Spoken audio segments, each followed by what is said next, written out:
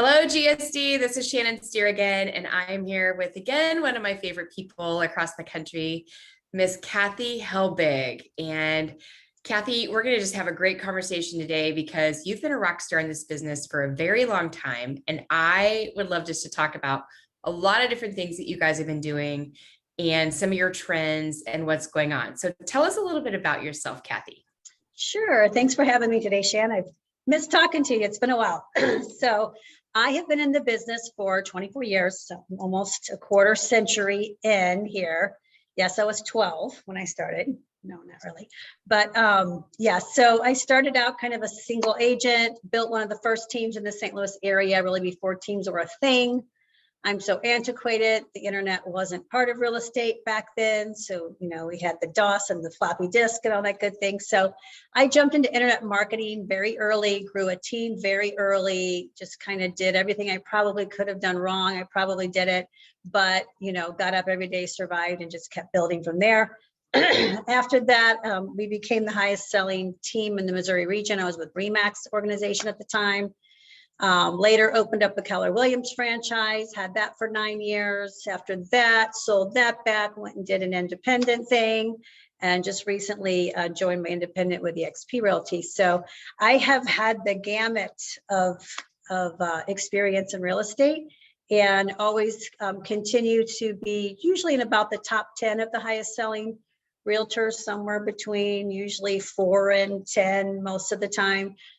This year we got as high as the third highest selling real estate group for 2020.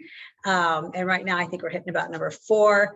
And I just keep reinventing myself, keep busy, keep exploring. I'm always a learner. I'm very much into education, always getting outside of my 4 walls of St. Louis and Missouri and travel everywhere and just pick everyone's brains like you do with your groups and so forth. And actually that's how we met at a function before as well. So that's my history. Last year we did about 96 million. I have about 30 agents in my brokerage. That is like a teamrage. Most of my people operate as a team type model. Yeah, and other than that, we kind of cover everything. We go anywhere from first time buyers to luxury homes in St. Louis.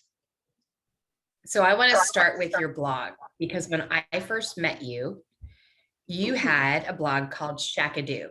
Yes. And I had never seen a blog like this. Yes. And this was probably in like 09, 10. Started it in 2006. Mm-hmm. Okay. Yeah. Do you still do that? It's still there, and it's part, and I'm kicking myself that I let that slow down because that was the very beginning. Like I didn't even know what blogging was. I went to a RE boot camp or something in Chicago, and I forget even who the coach was at the time, but they were talking about blogging, and I was like, what is blogging? Never heard of it. So I jumped into it, kind of got my feet wet, and then like always, I just dive head first all the way in. So we created this blog, and we created it with at the same time as a lot of other really popular real estate blogs that are out there right now, and just home like apartment therapy and all that stuff. They were all coming up right when I was starting Shackadoo. So Shackadoo was a blog about, we had 9 channels that was about in and around your house topics. So, and it was all taken off the word shack being your home, so we had fun with it, but it started to get into affiliate marketing, which who heard of affiliate marketing back then either? And that's when I gave it up because it was becoming such a full-time job. Like the blogging and talking about style and design and home selling and buying, that all came easy. But then it was in 2000 and it was about 2007 or 8. And that's when I opened Keller Williams. I had all this stuff on my plate. So I kind of moved it over to one of my partners to let them run it. And they just kind of stopped running with it. And then the affiliate market stuff was coming out. We were getting stuff sent to us all the time to to do a review, type thing. And they send free product. Had I stayed with that program, I would be multi-millionaire because it was literally the onset of doing affiliate marketing. And I had such a big traction with that blog. And I'm sad to say I parked it. It's still out there in existence. I still kick around bringing it back to life one of these days, but it was fun at the time. We ran it from about 2006 to about 2011, probably 10 or 11. Okay. You also have been on a radio show weekly for how long? Yes. 7 years, 7 years for a straight run. I started in television and radio probably 8 or 9 years ago, did a lot of television commercials. I would do some 5-minute infomercials. I would do the morning shows, the local morning shows. That got a lot of traction. I would do that once a month, and then we would run some commercials throughout the week. So that really gave a lot of brand awareness for me, in addition to bolstering our sales. But then I started radio. So the first year in radio, I didn't feel a lot of traction from it. I started on a different station, did a little bit of like the afternoon lives and some commercials. Then I added another station. It was actually an AM station. It was smaller, but it was, affordable. And so I was running a lot of daytime commercials, and I would go in and record them with the host. And then they would do 2 live reads a week for me. Well, I somehow finagled my way into, instead of him doing the live read, can I come in and do the live? It was supposed to be a minute long, for what I was paying for. And so they're like, I guess, sure. So I'm like, I want them to hear my voice. I don't want it to just be like a promotion of Kathy Helbig, she's the best, you should call her, that type of thing. That just goes over people's heads. So they're like, okay, so this was 7-ish years ago, maybe a little longer. They brought me in for the first time. And that's when I started What the Helbig, my little, name for just some fun stuff that I did with that too. And he loved that. He was all about that. So they brought me in and put me on the air. And, I was a little probably stiff at first, but doing it every single week, it just became really easy for me to talk. And what else can I talk forever about is real estate, because I know all kinds of things about real estate.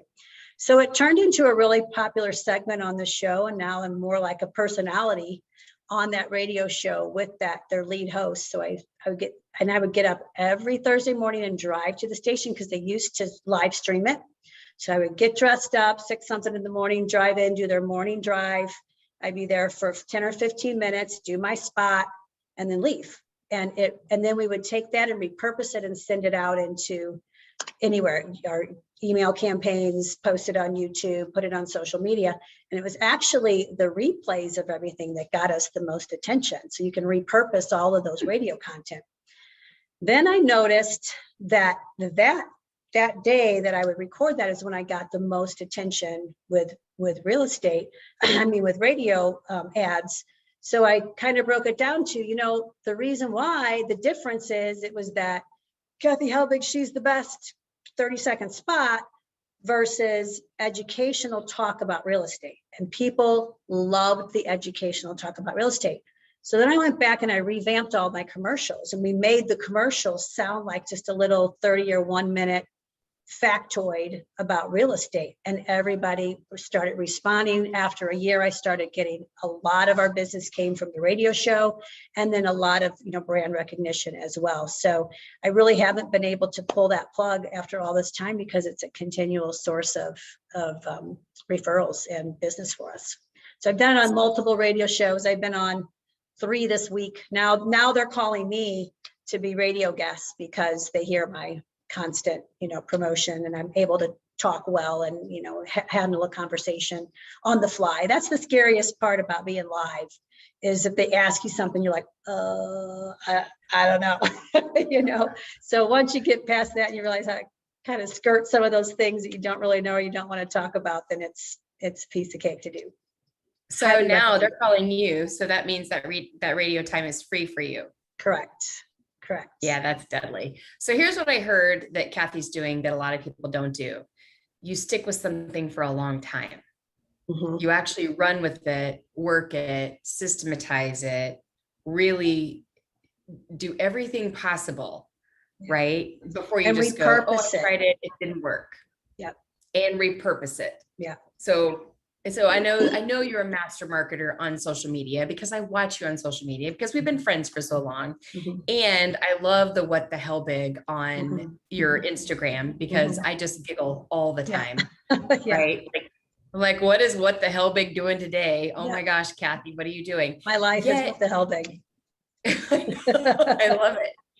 And and you've built this firm, you've built this team. And the other thing that you told me earlier was follow-up is everything. Talk to us about follow-up.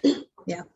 So I was spoiled. I'm not going to lie. I was one of these agents that business came to me. Like I said, I haven't been a big recruiter. Agents came to me. So I early on, I really didn't have to set up this great follow-up system because everything came to me. Well, then the real estate crash happened. Now you had to go out and kind of rebuild your business again. I think I went from doing 30 million at that time to like 22 million. And that was a hit for me, first time ever to go backwards. So that's when I really first started playing with different systems and procedures and just having a database to start with. I think that's the biggest problem that still to this day, it boggles my mind to talk to realtors who have no brain to work from. There's no centralized system to work from. So when I say, do you have any contacts? Like, well, I have my phone. Yeah, I have everybody on my phone. Okay, well, what are you doing with that? They're not organized. They're just a bunch of random phone numbers in a phone, right? So the first thing is downloading the people that know who you are, at least know your name, download them, segment them out, get them into different pieces. Are these my family? These are my close friends. These are people I met once. These are people that maybe I'd never met, but somebody gave me the name of somebody, so we recognize each other's names.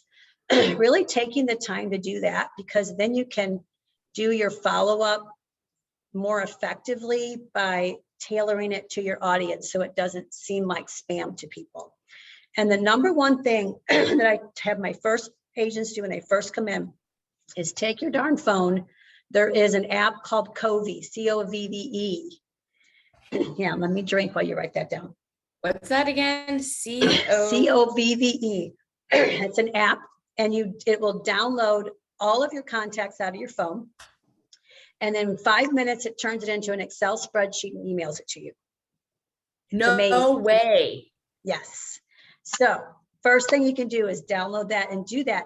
Then I had like 2,000, 2,500 people in my database, or in my phone database. I started going through the Excel lines, and it's like, okay, old boyfriend, ex-friend, dead person, like you need to go through it and get that stuff out of there. And then you can organize it so much better, and then start using that as your database. Seriously, you'll be shocked how many old people are that you're like, oh yeah, I don't want to send a mass email out and it goes to that person, or it would offend somebody. One time I sent something mass and it went to a couple and they were divorced, and they were like, yeah, we're divorced. That's why we used you to sell our house. Remember? We're like, oh, so it's good to make notes and good to go in there and organize that. But that's the best thing you can do, because most people nowadays don't have a database. Start there. There's your 100, 2,000, whatever you have in your phone. There's the starting of your database right there. So you have no excuse not to start from now. Don't worry about going back and trying to get everybody else in there. You can do that a little at a time. But if you're like so many people, they will get paralyzed thinking, oh, I have all these files and all these deals. And so they just never do it. Just start today. Start today with your phone. It's the number one tip I can give you, that. And then we talked about don't give up on follow-up. So especially in extreme markets like we're dealing with right now, it takes extreme measures, So the more you're in front of people, the better chance that they're going to connect. So we were talking before we went on today about, a lot of times people get frustrated that they're being ignored by somebody, and you're starting to feel like a pesky salesperson until they tell you to take me off the list or stop or whatever. Even stop you need to respond to, because people are getting more and more conditioned to artificial intelligence now and to being spammed by text message. And so if you get a stop, sometimes they think it's an automation, and you're better off to say, oh, I'm sorry, are you not wanting to receive houses anymore? This isn't a spam, or this is Kathy, or, whatever it is. They'll sometimes like, oh, sorry, I thought it was just an automatic thing. So even push back on the stops, but the ghostings and the not responding, that is not a no. It's not a no until they tell you, get the heck out of here. You're driving me crazy. Stop bugging me. What it is that you're not necessarily relevant enough for them to take their time out at the moment. So when you're hitting them, maybe they're not ready to sell their house. Maybe they're not ready to go look at a house. But every time you're checking in and you're putting your name in front of them, one of these times they're going to be ready. And then all of a sudden they'll connect, because we see it happen all the time. And they'll connect and be like, oh, I'm glad you checked. Yeah, actually we were driving by a house the other day and we were thinking we wanted to see it. Would you be able to get us in? I have that happen to so many agents that are like, oh, these leads are terrible. You know, and then all of a sudden somebody comes back and they're like, oh, this person responded. They were so shocked. But, you know, it's really because, like, think about it. Think about how many times you went to go look at cars a few times when you were in the very beginning stages, and the car people are calling you and texting you and you're like, oh, not going to answer, not going to answer. And then all of a sudden your car breaks down one day. Guess what? You need a car. Boom, that car person happens to hit you right then. You pick up the phone, you're like, hey, I'm glad you called. I do need to come in. I need to come in and see what blah, blah, blah, blah, blah, because all of a sudden they became relevant in your life. And so you connected and you picked up to them. That's the same thing with us. And you and I had talked, like, I don't know, several weeks ago about follow-up, right? Like having a system that actually does the follow-up so that you don't drop things between the cracks. And, you know, I use Follow-Up Boss, and I've hired a guy to do all the plans so that it parses out of my email, it mail merges the lead source, it just starts dripping, right? Because we're just too crazy. What system are you using for follow-up in your CRM? So we just switched to Sierra. We were going back and forth between Follow-Up Boss and Sierra. Okay. Part of me is kicking myself. We didn't do Follow-Up Boss, but we'll see how this goes. We do have the automated systems involved. We're probably only about a month and a half into the new one. We had Top Producer forever, and then we had Firepoint. Well, we had Boomtown forever, I would say. First Top Producer, then Boomtown for probably 9 years. We went from Boomtown to Firepoint. Firepoint changed hands and they went downhill, so we had to jump off of them quick, and that's where we jumped into Sierra. So, but all of it, we just keep transferring our databases to, and we just keep putting in the new follow-up work plans. Some of them have ours has the automatic voice calls, like slide dials, kind of like call action. Part of call action has that. So we're starting to play with that right now. But like I was mentioned earlier, we're really implementing putting video touches in. So when we get a lead come in, we call, leave a message, and then send a video message follow up with, hey, this is Kathy. I just left you a voicemail. I just want to put a face for the name. You know, give me a call back. Let me know. We're happy to get you in that house or whatever. They will respond so much more to a video message because you've made yourself a real person instead of a phone number that's easier to ignore. They also can read your body language. It does not matter if you're in your gym clothes. It does not matter if you're at home, you got your dog on your lap, whatever. People like to see real life. They just want to know you're a real human, because they'll have more empathy treating you like a human than just that annoying salesperson or that call or that text or that phone message that's there that they have no idea who's on the other side. So I converted, I was at Home Light Lead last year. And when I went to, I was the first person that got him on the phone, and I set the appointment, and I went there, and he said, you know, had you not gotten me first and had you not followed up diligently, I would have went with the other person because they sent me a video email. I go, just because of video email, you would have gone. Now this ended up being $1 million transaction between their sell and their buy. And he goes, yeah, because it was so different. So we actually changed our lead responders. We build them on BombBomb as a lead responder, and hey, thanks so much for contacting us through blah, blah, blah, blah, blah. And I'm Shannon, and I'm the, you know, whatever. And then we have all of our clickable buttons for our reviews and all of that down below. And what's interesting is that with that video, we get more people calling us back, right? Everything's video. And I tell people all the time, if you don't want to be on video, that's fine. You literally will be outdated. Because Mark Zuckerberg came out and said by 2023, everything on Facebook will be video. There will be no more typing. There will be no more memes. everything will be video. Yeah. So Well, it definitely improves your algorithm for everything. You know, if you'll notice more and more, you get less likes, less comments on your post because nobody's seeing them. I mean, Facebook's in the business to sell marketing, to sell advertising. And so your regular posts are not getting you the attention that you used to get before. But Facebook Lives are the number one thing that you can do, and then convert it into yes. other videos. So you can shoot one Facebook Live video, then you can convert that into upload it into YouTube and create something on your YouTube channel.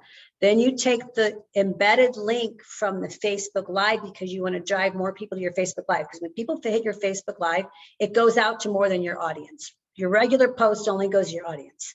But Facebook Live picks up a certain percentage of people outside of your audience group. That's your reward for doing Facebook Live. So you want to embed that one into your, when you're sharing your emails, so that when they're opening it, it's opening it in Facebook. And then that counts as more views. Then you can take that video and take the content, send it to Fiverr and have it transposed or whatever it's called, transcribed. And so now you've got a written story about what you did. You can make that, send it out as a newsletter or something like that. You can take a part of that and put it as a blog post. So now you've got one video that's turned into like 5 different reaches that will reach people on different levels. And you can also put that in Instagram. Yeah, 100%. Like downloads, all that stuff. Yeah. So when I heard Tony Giordano talk, I actually interviewed him and did a Facebook Live for this group. And he's like, give me your phone. And then he said, watch this. And he downloaded the Facebook Live, which I didn't know to do. He said, now go post that in Insta and now go send that out and go put it in your BombBob emails, go put it in everything. And I'm like, yes, it's just so simple, right? Yeah. Like just click the download button after your Facebook Live, and then you've got content. Right, 100%. It's just getting yourself disciplined to do it, getting past what you look like. We all hate, because everybody's so filter world right now. And then you shoot a video and you're like, oh, I don't want to put that out. I look terrible. Or I don't want to shoot a live video, you know, but please don't do the ear things like the filters for business videos. That's just drives me crazy. And people want to see what you look like. It's okay to touch yourself up a little bit. You can have a little enhancement. But when you go crazy, start doing the alien face, the big eyes, and alien face, and the alien, like, don't do that for business. That's, people don't connect with that. And it automatically makes people think you're self-conscious about who you are. And people want to work with people that are very confident in what they do and who they are. So be careful with that, with all the filtering and things that you do. So you play in the luxury world quite a bit. What are some of the things you do for luxury listings that may be different than a regular listing? Mm-hmm. The biggest thing with luxury is tricky. Luxury, like I kind of was just coming off of that saying, people want to work with confident people. People in luxury want to work with successful people. So you need to look the look, talk the talk, and act the act. Even if you have to fake it till you make it a little bit, you need to be able to do that to be able to carry a luxury listing. And then, you know, make sure that you're honoring people's confidentiality. It's a different mindset when you're dealing with upper end houses. You know, there's different points where it starts to change. So you need to be really thinking about asking those questions. What can I talk about? What do you want to keep private? They don't want you to do a bunch of open houses and have all the looky-loos do and stuff like that. So you don't want to build your program around, oh, I'm going to do all these open houses and I'm going to splash you everywhere. Like, they want to feel exclusive, and you need to make their marketing look exclusive. High-end videos, toured videos where you're literally like showcasing the house. They want to have you be there for the showings if at all possible, you know. So depending again on the price point is when I would agree to do that, because that's a big time commitment to be at every single showing. But they really like, you know, sometimes if I can't, how about we just do a guided video so that I can make sure everyone knows the features and where the hidden door is and the passageway to this place and all that stuff. So it's really just giving them high focused attention, concierge service because they don't want to do anything. They want you to call this person to do that. They want all of it just turnkey for them.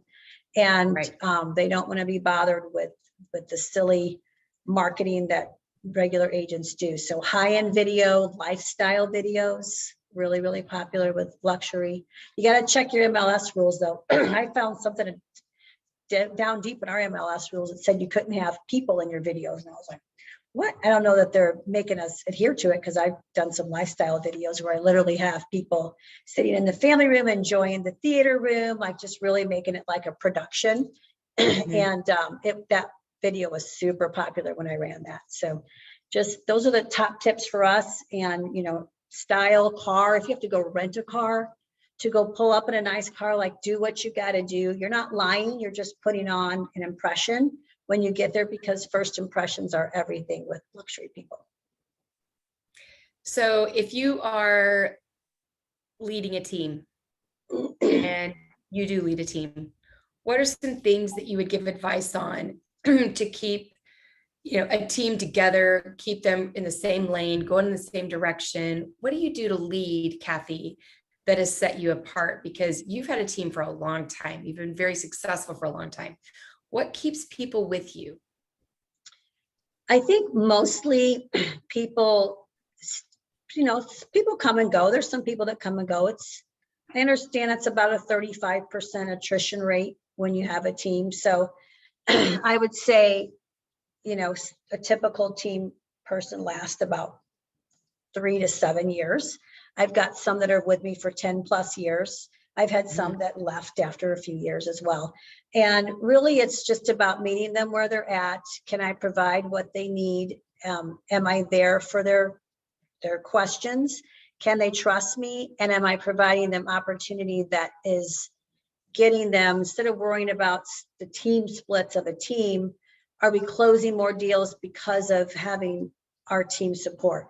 You know, a lot of people they forget what that value is. I can tell you, I've tracked most of the people that have left my team thinking, oh, I got to I'm paying you X, I can go get Y over here. I'm going to say 8 out of 10 have their business went down. It never went up, because there's something about accountability. There's something about having the support systems. And there's also something about my brand that helped close some deals for them. And, you know, a lot of people, and there's 14,000 real estate agents in our area. It means something to walk in the door and say, I'm associated with somebody that has success, even if you're a brand new agent. So people forget that there's value in that. And if you really broke down the numbers, you would see that the amount of support that we give, that deals would have washed out, and the amount of opportunities we provided because of our reputation in the community and our skills from being in the business for this long, just like you've got mad skills from being in the business this long. And that's value to people, because you're going to help them close more deals than if they would be off by themselves, waiting for 2 or 3 days to hear back from a broker on something. So when you really break that down, they're not giving me money. They're still coming out ahead. And those are the people, when they understand that, those are the people that stay. They're not begrudging the split. They appreciate the value that's coming back to them. So we have to remind them, you know, that's how you keep a team member, is reminding them of the value and continuing to evolve with what's going on. So you can't just stay in your old antiquated ways of how I started my team 20 years ago. You know, I'm always on the edge. I'm always like trying this, trying that. And sometimes something's a waste of our time. We don't like it, we move on. But we don't know till we try it. And they trust me. Like, they don't even go try. They're just like, if she thinks it's good, we're doing it.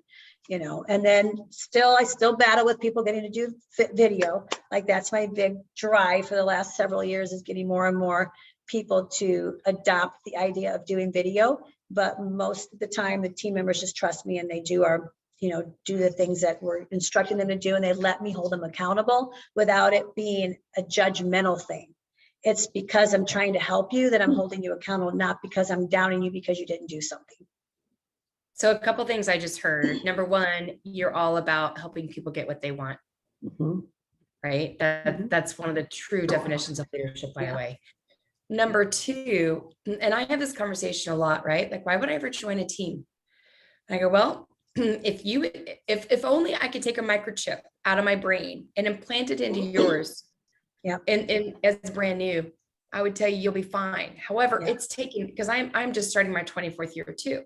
Mhm. It's taken me this long to talk like this and this Yes. long to do what we do and to represent people and to win, right? Like we're winning deals way more than some of the newer agents. And it's because of our relationships. It's because of, so when they join our team and your team, they get to shortcut our 24 years because they Absolutely. get it all faster, right? Yeah. So it's kind of, it's an interesting concept that you just talked about because, you know, I get that question all the time, you know, and people ask Eddie on my team, well, why don't you leave her? He's like, oh my gosh, I wouldn't have an admin. I wouldn't have a marketing assistant. I wouldn't have all my stuff paid for. I wouldn't have leads. I wouldn't have this. I wouldn't have this. And I wouldn't have her Right. to help me Yeah. all the time. And I wouldn't have her reputation. And 100%. that's a That's a big huge thing, value. right? That is worth money. It is definitely Yeah. worth money because we put our blood, sweat, and tears into all these transactions that has taught us what we've learned. And I tell people all the time, just come into our office and sit.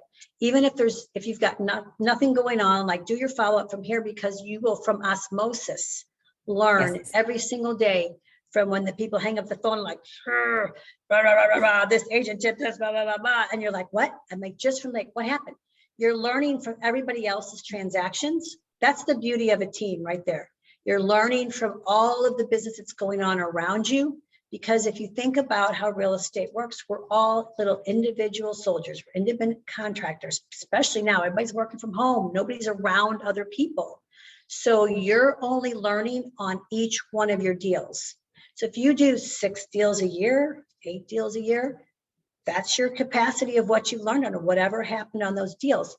We had 306 deals that closed. So probably had 400 and something, 500 deals maybe that, you know, were in the works last year that everybody can learn something from. And that's what our sales meetings are. Our sales meetings every Tuesday, we come in, we talk about what's good happening, and we talk about learning opportunities. Learning opportunities were the oh no's of last week, you know. And so we bring them out in the open, not to put anybody down, because everybody's like, yeah, that's talking about me, that was my deal, you know. And sometimes it's a running joke because some people have more of the learning opportunities than others all the time.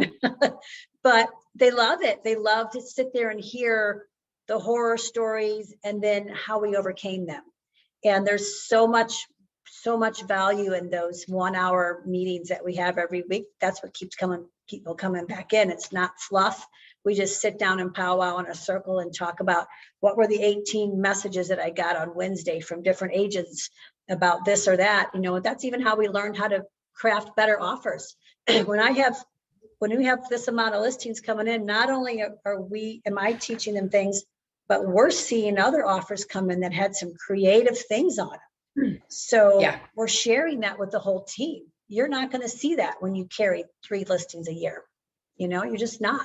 So I can't promote a team better than individual agent more than anything. That's just the way to go. Until you're doing so much business on your own, maybe then, you know, you can split off into your own team. But until then, you're just not going to get as much bang for the buck if you're not around other people that are already successful before you. Why not follow somebody that's already done what you're trying to do?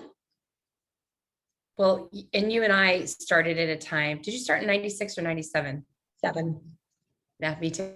Mm-hmm. We did it at a time that, you know, there weren't teams. Everybody was all on your own. It was very different. I had a partnership in 98. Mm-hmm. And, you know, that was freaky too. Like, what do you mean? 2 agents joining together, and, you know, we did new construction and resell and all of that. And it's amazing how we have like morphed over the years. And somebody coming in now, I mean, they have such a super highway by joining a team versus learning the hard way. Right. So I love that concept. Any parting thoughts, any great advice that you'd like to give agents, new, experienced, anything that you're like burning desire of, hey, if you don't do this, you know, you didn't get my message today? I'd say the biggest thing, you know, obviously follow up is one, but know your craft. Study your craft. Like, boggles my brain again, how people say, I'm going to get into real estate. And then they don't want to learn anything. They don't want to know about the construction. They don't want to know, like, go on building inspections with inspectors, like learn about a house, learn about sales techniques, learn your craft. You are selling a product, know your product, and also know how to sell, and also know how to follow up. Those are the three things: product, sales, ability, and follow up. And